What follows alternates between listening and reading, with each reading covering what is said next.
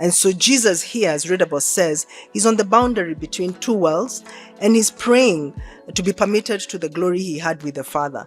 But he's not thinking just of himself. He's not just thinking, I'm going to rediscover who I am. I'm going to rediscover my glory. No. And I'm going to withdraw to that glory. But he's thinking of that glory in its ongoing relatedness to his work on earth. So this is, for Jesus, something that's very important, very urgent, that his glory must continue. But how?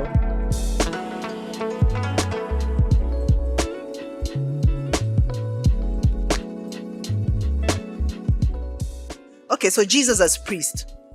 I'm only going to focus on that very narrow aspect. You know, we have prophet, priest, king, simply because it's just so much material is out there. And I am a biblical studies person. I like to go into the text. So that's why I want to do it this way, just kind of to give us a sample of how Jesus as priest emerges from different texts, and in particular from John 17. So the backdrop for the understanding of Jesus as priest, one who not only offers sacrifices, but is himself the ultimate sacrifice, is found, of course, in Hebrews. So it's here that the title of high priest for Jesus is made explicit. Ellingworth notes that these texts, in fact, speak of a priest, but are interpreted by the writer of Hebrews as referring to the supreme priesthood realized in Jesus. And so the writer of Hebrews applies a hermeneutic that reinterprets those texts as speaking about Jesus' higher and better priesthood. And I don't think there's any argument about that. And that would be in Hebrews 7. So it speaks about Jesus' higher and better priesthood, as well as his sacrificial death in Hebrews 9.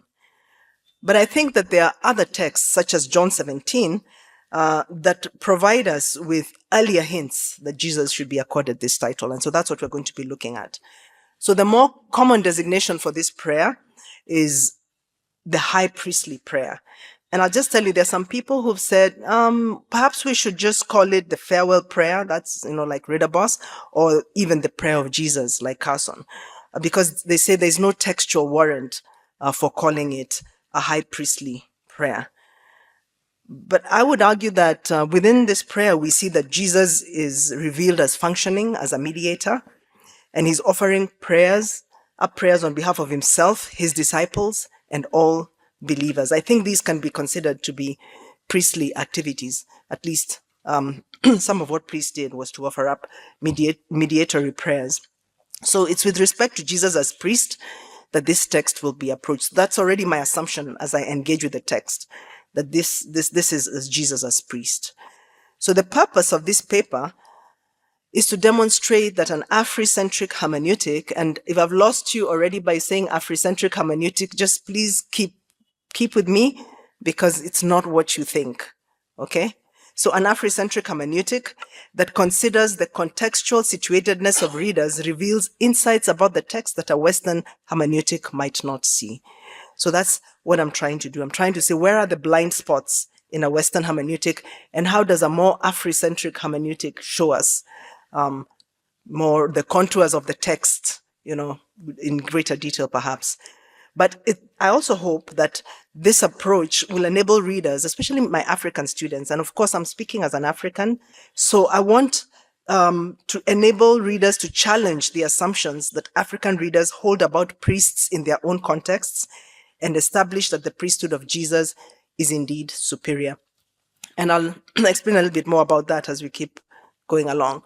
So the methodology that I'm going to use is called uses the metaphor of a four-legged stool. It recognizes the importance of deriving all interpretation on 5 aspects. So I look at parallels to the African context, I look at the theological context, I look at the literary context, I look at the historical and the cultural context, and I look at the application.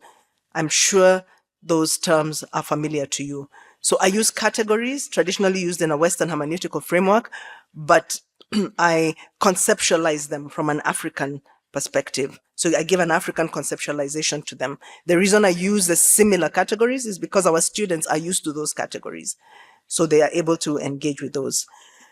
So one other thing about this method or approach, it does not collapse the worlds behind, the worlds of, and the worlds in front of the text.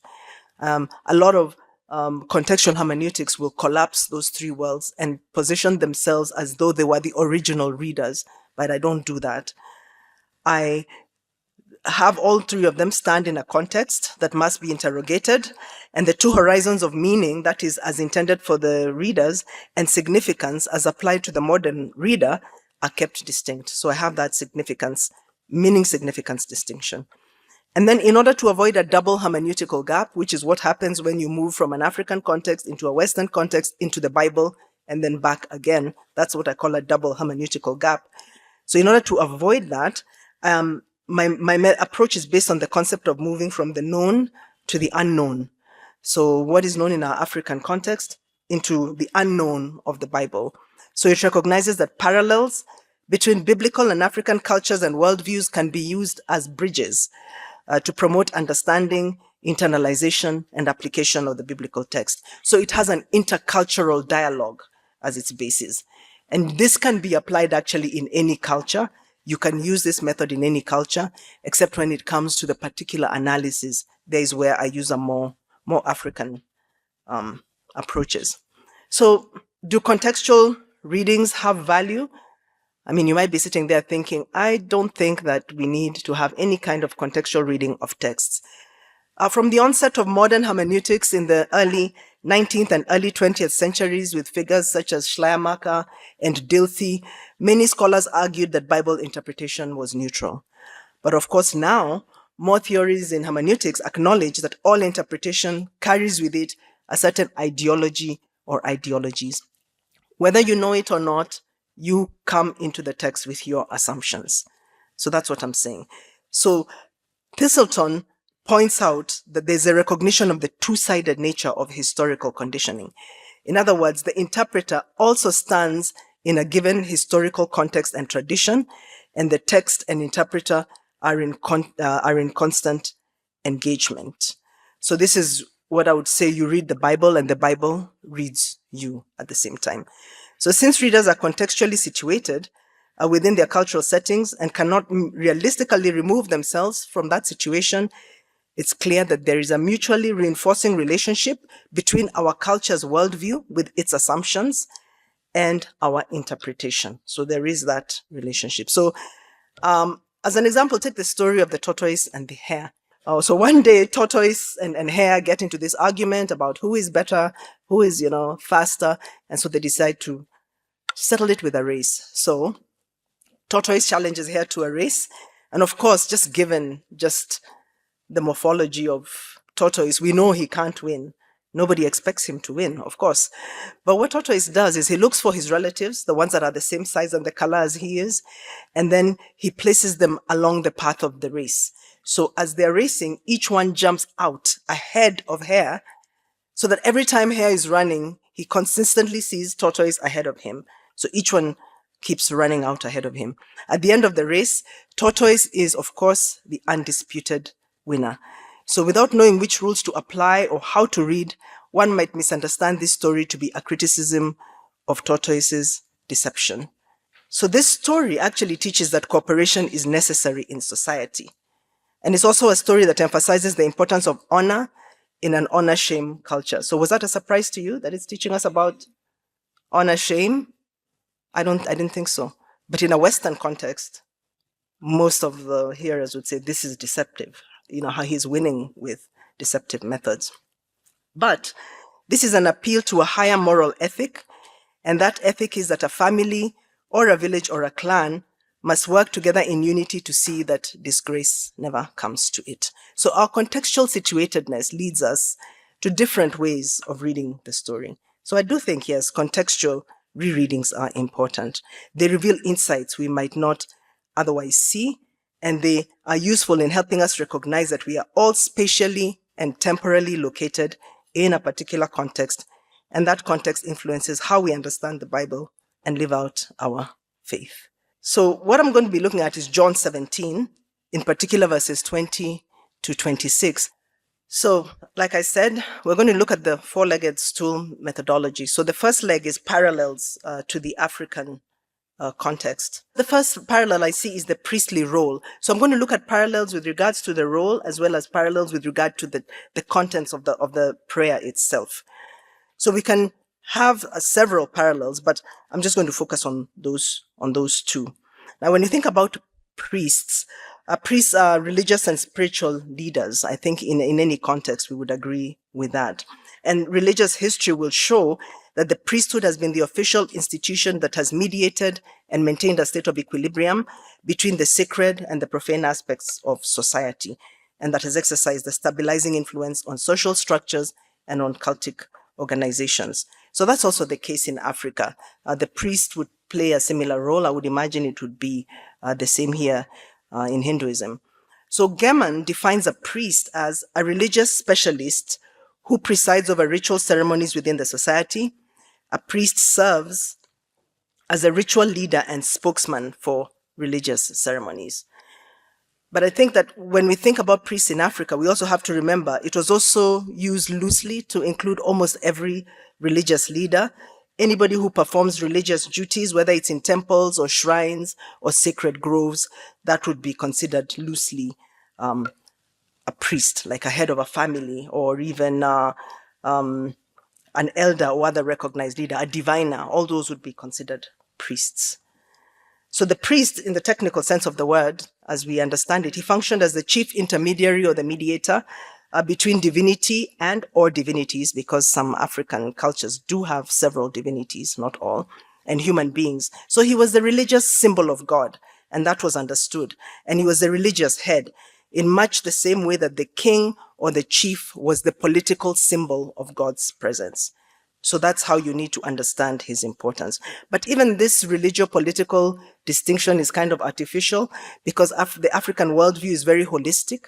And so in some cases, a priest could also function as a king. For instance, the Baganda, the king also functions as a priest. So that's kind of an artificial distinction. And I'm not going to go into the aspect of king in this sense, because I'm only dealing with Jesus as priest from our text. Priests were very important because together with medicine men, with witches, rainmakers, they were considered to be one of the few human beings that had the knowledge and ability to tap, manipulate, and use the force or the power or the energy that permeates the entire universe. So that was a very significant role that the priest played, because we also have a worldview of dynamism. Whoever has the most power is the one who is top in the society. If you don't have enough power, you consult the witch doctor and they get you power from the spiritual realm, and then you come out on top. And I know that this may sound like, okay, that was traditional Africa. It was, but these things are coming back into the country. I don't know if you've ever heard, many African scholars, when they speak, they say Christianity is a white man's religion. And that has begun to permeate even into society. And so many people are saying, we don't want this religion that the white man brought us. We want our religion. We want our customs. And so there's a resurgence of some of these practices. And so even the idea of priests is becoming very prevalent. So people could approach God directly in Africa, but it was generally believed that they could not, mainly because of the hierarchy of structures. So it reflected the social and political life of African society. So since you can't go all the way to the top, then you need a mediator to be able to communicate with God for you. So that's where priests came in. So priests were mediators. They offered sacrifices, offerings, and prayers on behalf of their communities. They officiated at religious rites and ceremonies, performed rituals of healing, or cleansing, offered prayers of petition, and so on and so forth. They had many, many roles. But it's the mediatory role of offering up prayers that most closely resembles what we see in John 17. And like I said, Christianity and formal education has diminished the position and the role of priests in modern Africa, but they still exert some power and influence. So although they are not playing major religious roles right now, they are often invited for national, public, as well as private functions to offer prayers. And in some communities, like I said, there is that resurgence of African traditional religious beliefs. And so sometimes you find that these African but African priests are working alongside Christian leaders in what can only be considered a syncretistic blend. So sometimes the Christian leaders will be unable, they'll feel that there's a lot of spiritual warfare in the air. They don't know what's going on. They realize there's a sacred tree. And this happened in one of the churches in Kenya. There's a sacred tree that's the cause of all that. They tried to uproot the tree. They could not. So they called the African priests. They came in, they did their incantations and their prayers, and then they just pulled out the tree. And so it was just very interesting to us that the Christian leaders felt they needed these African priests to do this for them. I feel like we're kind of in a crisis point right now in Africa. We don't know which way we are going to tip, because even the Christianity that is there, while it's extensive, is a bit syncretistic. So when I think about those parallels, so why do I look for parallels? Because now those parallels help me engage more meaningfully with this prayer. So what I did is I read the prayer, and then these things are the things that came to my mind that connect with my context. So when I think about these parallels, I recognize that a mediator is essential for us to communicate meaningfully with God, to gain forgiveness for sins, and to live in unity and harmony in community. Because these were the roles that our priests played. And so that's in my mind as I come into the text and I say, oh, there could be some similarities here. Of course, I have to watch out, because even as this recognition presents us with a familiar mode of communication with divinity, it also challenges me to consider the deficiency of our African priestly systems, because I cannot put our African priests on the same plane as Jesus. So there's also other themes that come out within the context of the priestly prayer. So the main parallel reflects the theme of unity. And that's the main theme of these texts. And I started asking myself, why is it that the church is so divided? Even as I'm reading this and Jesus is talking about unity, I'm thinking to myself, we're not that united in the church in Africa or elsewhere for that matter. But from my own African context, I can just name a few issues that lead to the fragmentation of the church. So I'm only going to mention two. So socio-cultural differences, such as negative ethnicity, and socio-economic inequities. Now, I'm sure you're thinking, we also have those. What's so special about those issues in Africa? Nothing really, except that why and how they manifest themselves in Africa may be different. So for instance, we don't have a caste system, but we have socioeconomic hierarchies that divide the rich and the poor. So how these differences have come about in my context is a little bit different. So you need a specific solution for a specific problem. So I have to approach this from my own African context. And of course, now I'll ask the questions of the text that come from that particular contextual perspective. I'm also going to relate these parallels to the Gospel of John as a whole, because I can't take the prayer in isolation. And what this first step then does for me as I look at those parallels, it helps me interrogate my own assumptions so that I can ensure that I'm not reading them into the text. Remember, I started off by saying nobody reads with neutrality. We all come into the text with our own assumptions. So that first step of developing those parallels does that for me. So I'm just going to look at negative ethnicity as the first one. When you think about the African worldview regarding people, I don't know whether you've ever heard the term Ubuntu. So that's existence in relationship. That's what we call Ubuntu. It's a very positive aspect of our worldview regarding anthropology. It provides us with a unifying worldview. Because when you think about the concept of the ethnic group, you have those objective as well as subjective dimensions. So this is what the ethnic group is, but then these are some of the elements that happen within it. So one of the issues with the subjective dimension is the idea of boundaries, those social psychological boundaries. And the major characteristics are group inclusion and exclusion. So when you think about the ethnic group and you think about Ubuntu, any breakdown in relationships was regarded as sin. So for the African, sin is not really what is defined in the Bible, but it's more when your relationships break down, that's what is regarded as sin. So then priests and other religious leaders would then intervene by offering up prayers and sacrifices so that they could restore unity and community, that sense of Ubuntu within the community life. But even as they did that, group inclusion also implied exclusion, because individual ethnic identity is so strong that the other is regarded in dehumanizing terms. So when Jesus is talking about unity in this prayer, an African reader might be thinking about unity within their ethnic group, because anybody outside of that is regarded in a dehumanizing way. So there's negative ethnicity expressed through ethnic rivalries that often lead to violent conflicts. And these, of course, as even in your own context, they are fueled by historical, political, social, economic, and religious factors. So negative ethnicity has many, many things behind it. Now, what I want to bring out with that is that churches are often established along ethnic lines, just because you belong and you don't belong. So those of us that belong together, we form the church together. And the leadership roles are assigned to members of the dominant tribe in that congregation. So when you think about that parallel of negative ethnicity, I also want you to think about the Gospel of John as a whole. Negative ethnicity also rears its ugly head there. On the level of the life situation of Jesus, we see texts in which Samaritans are mentioned in a negative way. In chapter 4, the Samaritan woman. In chapter 8, Jesus is called a Samaritan and demon-possessed in the same breath. So we see negative ethnicities there.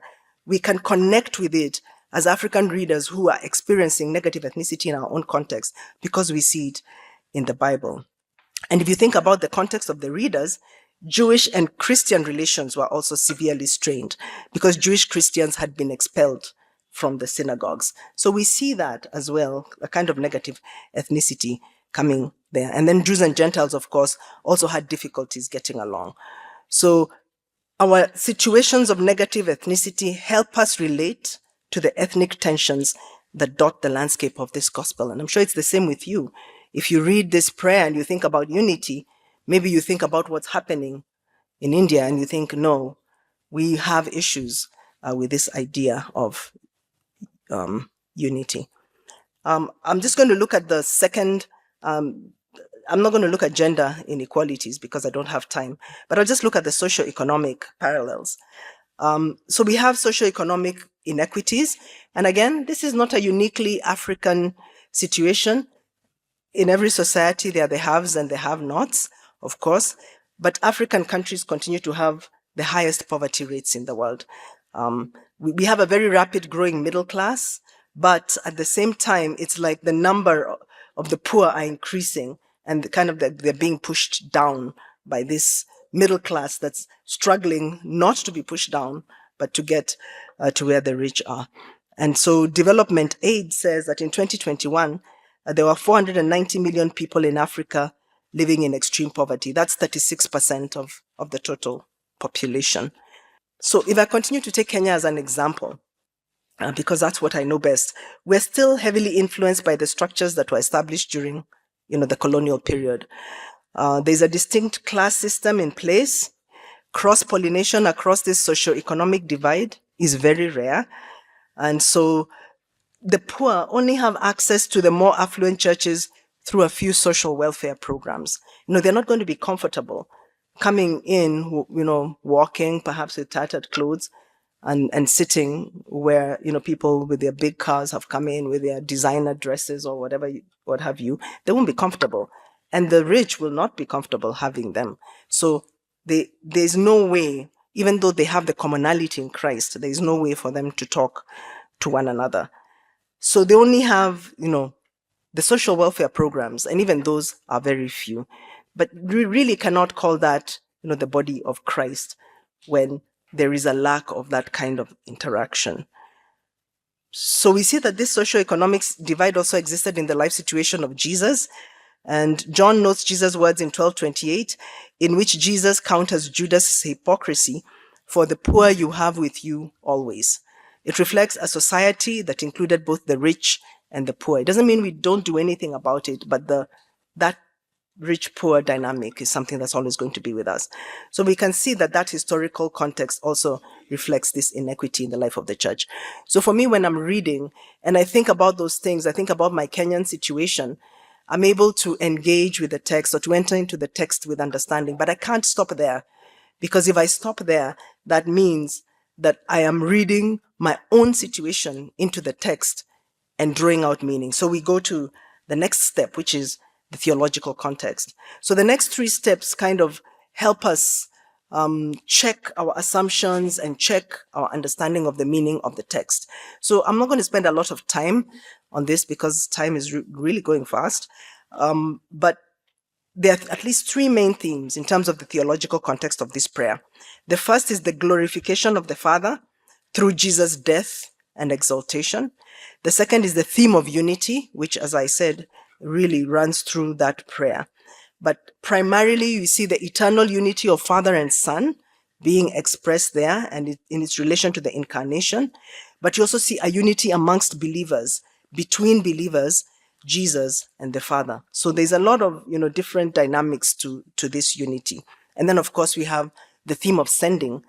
Jesus is both the sent Son and the sender. So that prayer brings out those. So anything I derive as I look at this prayer, as we analyze it together, I have to be within these theological themes for it to make sense. I'll begin with the genre, because I think it's important that when you're reading something, you know how to read. So this is an embedded genre that's located within the larger genre of theological narrative, which is what John is. It's a prayer, and we see in different ways, we see that this change in genre signals that the narrator wishes to convey a very significant point. Every time the narrator changes genre, you have to, sit up and take notice and ask yourself, what's going on here? If it's telling a story and then it breaks out into song, something is happening, or inserts a proverb, something is happening. And so what's happening here is that the narrator wishes to convey the theological point that unity in diversity is essential for the mission of God. And I think that's exactly what the prayer is talking about. It's not just about unity. It's the fact that unity in diversity is essential for the mission of God. And he does it in various ways. We see the narrator is using dialogue throughout this whole section. It slows down narrative time. So it's like we're experiencing that prayer in real time. We also are able to hear Jesus in his own voice, so we can understand his ideological mentality, because these are his own words that John allows him, from a narration perspective, to speak. So as the sent Son, he alone has the authority to send others to complete the mission that he started. So that's his ideological mentality. He's the sent Son, and he's the one with authority to do that. And we can see structurally, he prays for himself, he prays for his disciples, and then he prays for all believers.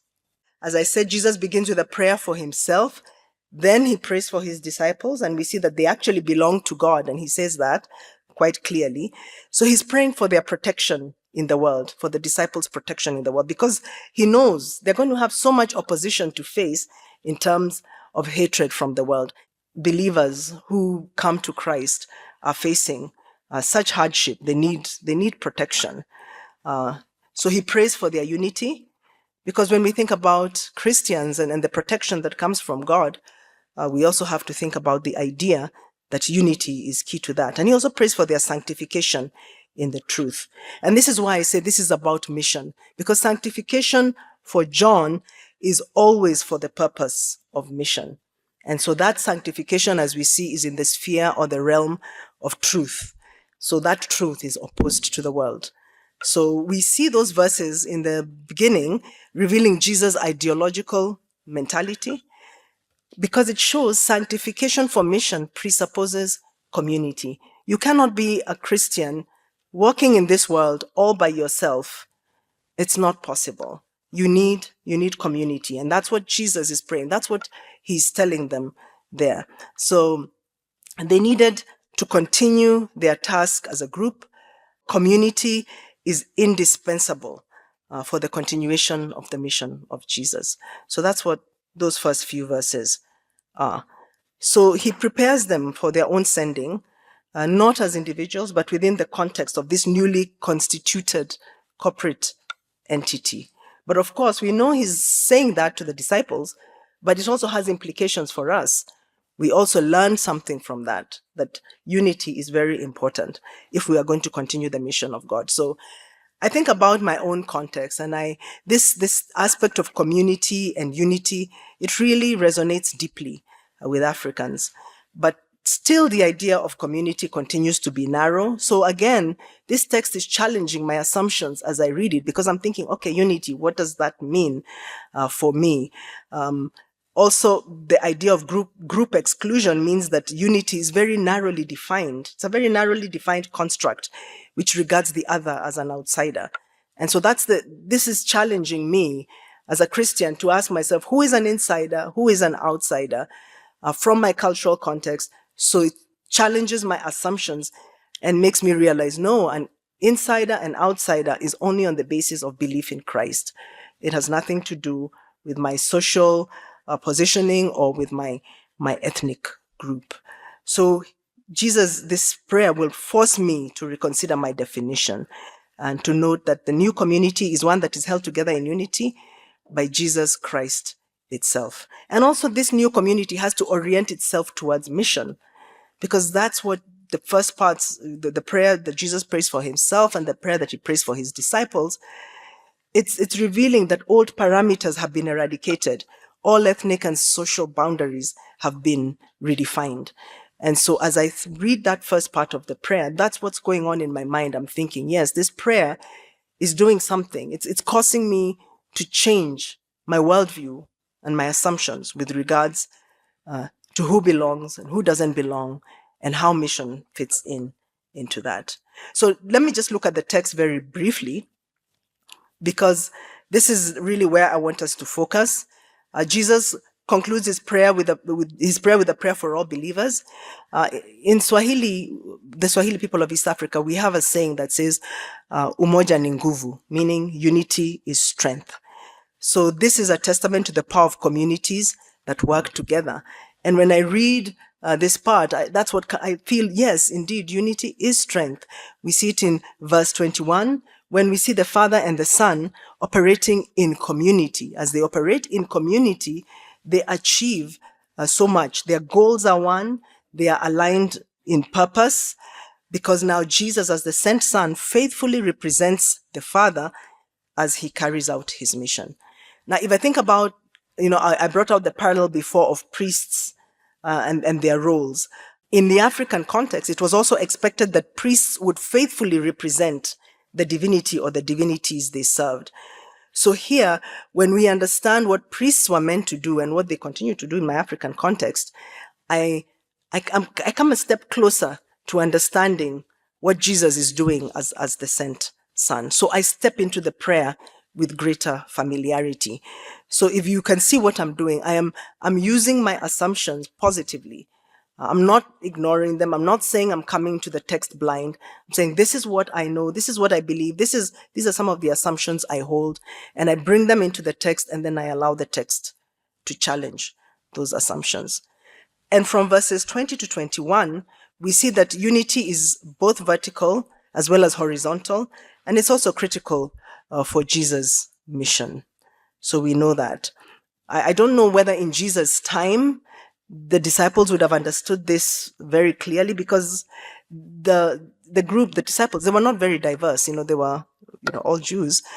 It was very negligible. But by the time the first readers were hearing this, the original readers were hearing this, the reality of diversity and the conflict that it engendered was evident, as Jews and Gentiles now formed part of that growing community.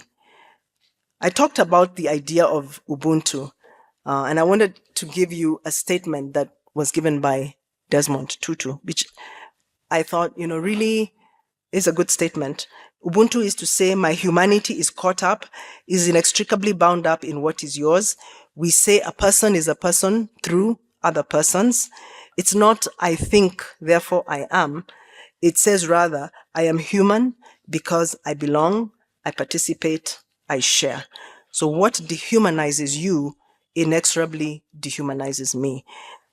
And I think that this I-other dynamic, it really resonates with the prayer of Jesus. So when I think about what I think it is to be human, and I think about the people who are around me, of course, this is not the totality of what it means to be human, but it does capture some aspects of it. And I think that when I come into the text and when I read that prayer, then I am challenged to consider people who are different from me as being human, and I should not do anything that dehumanizes them. So we have two aspects to this unity.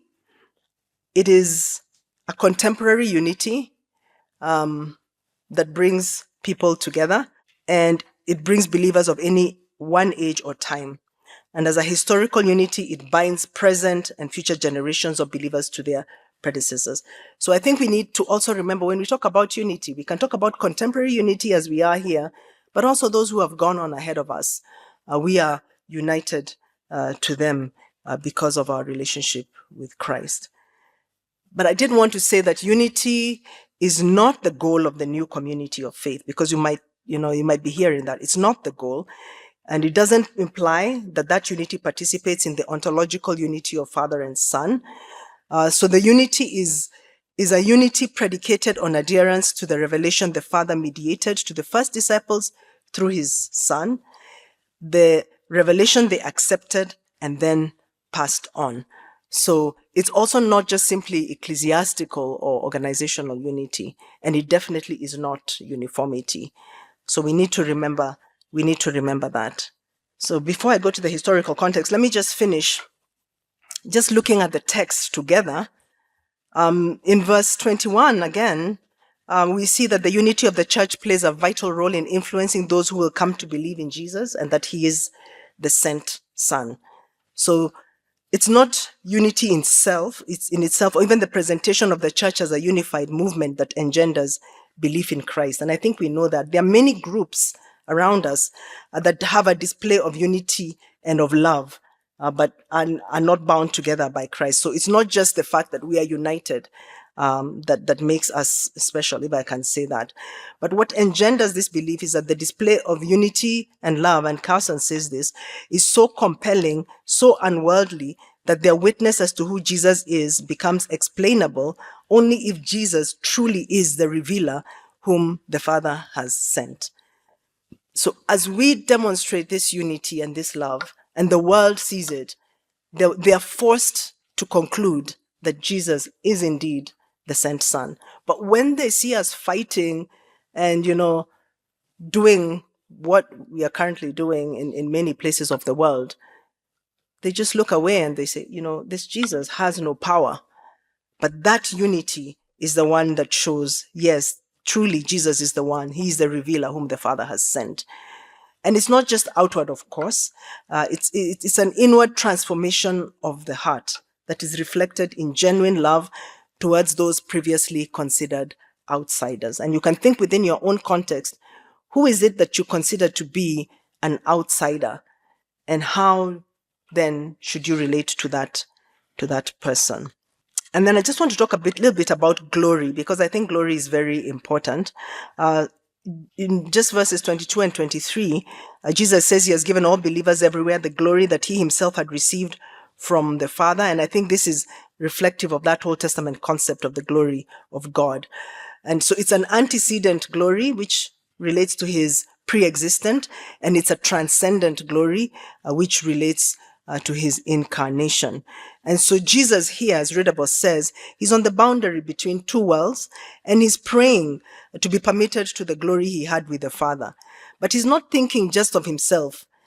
He's not just thinking, I'm going to rediscover who I am. I'm going to rediscover my glory. No. And I'm going to withdraw to that glory. But he's thinking of that glory in its ongoing relatedness to his work on earth. So this is, for Jesus, something that's very important, very urgent, that his glory must continue. But how? Only through the believers. If one truly claims to belong to Christ, if you're committed in any way to furthering his mission, then unity And I think I would say unity in diversity is not negotiable. I don't think we can do that. We don't know the ideological mentality of the disciples because the narrator doesn't tell us, but I would assume because of their Jewish identity, they would have been resistant to the idea of diversity in the community. We think about Jesus, we think about his emphasis on unity, and the fact that the love of God, the kind of love that God has for us, is the kind of love we need to demonstrate to one another. So for me, that's just in a nutshell what that prayer is saying and how urgent that prayer is, because if we want to be effective in mission, then we have to remember that Jesus said unity is not negotiable. If I think about the historical context, just very briefly, the idea of the priesthood, of course, can be traced back before the Old Testament and Judaism. Israel's neighbors had priests. I'm not going to go into that because I want us to get to the conclusion. We think about the enmity between Jews and Samaritans that I had already talked about. So this is thinking about the life situation of Jesus. And we think about the rich and the poor, the distinctions between the rich and the poor that existed during that time. There was a very sharp socio-economic divide in the Roman world because that's how Rome maintained its dominion. Inequality was thought to be natural or at least inevitable, so that they could secure peace and stability in the society. So it was a deliberate thing they did to keep some people down and to allow the people to come up. So that, for me, that step, it just confirms, what I've been thinking about the text. I just confirm it with the historical context. And then in terms of the life situation of the church, here now we have not Jews and Samaritans, we have Jews and Gentiles. I believe that the primary readers of this were Jews that were struggling to find their place, were struggling to find their identity. They'd been kicked out of the synagogue, so they weren't really Jews. They were in the church, but they couldn't relate with the Gentiles well. So they had this kind of identity crisis. So I think now, what is the summary of this? In terms of the life situation of Jesus, as a high priest, Jesus renders the Aaronic priesthood obsolete because Jesus is the fulfillment of the Jewish cultus. So he is also the fulfillment of the Jewish priesthood. So that's what he does. And then when you think about the new community, the identity of the new community that incorporates unity in diversity, it challenges the Jews' own assumptions about their own identity within this new reality, as I had said. So when they read this prayer, I believe it would have forced them to confront their identity markers and just to let go of that superiority complex, because Jesus is saying, no, unity is what we are striving for in this new community. And if I think about the life situation of the church, I think that the original readers, they are forced to reconsider their understanding of their own identity as Jewish Christians. And I think it's very important because a Jewish Christian, it does have its own unique issues. So they lived between two worlds, neither Jewish, since they had been forced out of the synagogues, nor Gentile. So I think that this prayer would have reassured them that somehow they belonged. And so in both the life situation of Jesus and the context of John's readers, what mattered was that faith in Christ eradicated all barriers and shattered the status quo. And I think for me, that's what I want us to come out of this with in terms of application. When we read that prayer of Jesus, when we hear him talking about unity, when we think about the idea that unity is essential for the mission of God, then we have to remember then all barriers have been eradicated and the status quo has been shattered. In other words, all believers have access to God through Jesus Christ. Communally, we are all priests in this new covenant, not individually, but I think corporately, communally. That's what the priesthood talks about. So negative ethnicity, socioeconomic inequities, they have no place in this new reality. And I know we say it all the time, but I think we need to always go back to the Bible and say, what did Jesus think about this situation? What did he explicitly say about it? The hostilities in that early messianic community needed to come to an end. Why? Because they would adversely affect their mission. And I think that for me is the bottom line. If we are not united as a church, how then do we expect to continue the mission of Jesus? How do we expect to reflect the glory of Jesus in the world if all we are doing is fighting amongst each other and we are not united? So unity in diversity was non-negotiable for the life of the community and for mission, because a unified community was the main way of demonstrating the truth of the gospel to the world. If I think just about the African priesthood that I started off with, so if I'm an African reader and I've read this and I've looked through this text, for me, I would say my understanding of the role of priests in my own context has been severely challenged. It has to be challenged by this. We need a mediator, yes, but Jesus has replaced that role. So our African priests, they're not essential anymore, but we are also sent, just as Jesus was sent. It's not just priests that symbolize the religious presence of God. All people do. All of us here right now symbolize the religious presence of God. So we have access to the power of God. Remember, I told you about the idea of power and access to power. So we have access to the power of God. We all share in Christ's priestly status. And that's what Peter said. So this syncretistic practice of inviting traditional priests to minister alongside Christian ministers is just not tenable. I think that we need to think about that for us who live in Africa. To finalize, what does this unity in diversity do in terms of mission? What are the implications? First of all, it is a double testimony to the world. First of all, that Jesus is the sent Son. And secondly, that we are capable of loving as God loved, because that is what he has given to us. So it's a double testimony. The world looks at us and they see, oh yeah, Jesus really was the sent Son. And we can see that there is a kind of love that we don't understand. So there's something special about that. And it's also a missionary paradigm for us. So just to conclude, I'd just say that the two ideas, unity in diversity and mission, are brought together in this prayer in a way that has implications not only for our faith and practice in a diverse body that is unified through the gospel of Jesus Christ, but also for outsiders looking in, perhaps hoping to catch a glimpse of the revelatory and redemptive, life-giving Christ. So I like to say the church is like a half-sung song, I think that, when you hear a song and it cuts off halfway, that's what the church is like for me. That's what it feels like. It's beautiful to listen to, but it just leaves you yearning for more, because of that idea that some people belong, they're insiders, and others don't, they're outsiders, because we still continue to do that. But we need to recognize unity in diversity as important, not as an end in itself, of course, but because the mission of God depends on it. So Jesus' prayer, I would say, is in fact a priestly and ethical imperative that celebrates the concept of unity in diversity and that recognizes the multidimensional character of the church that is vividly illustrated in Revelation 7:9. Thank you.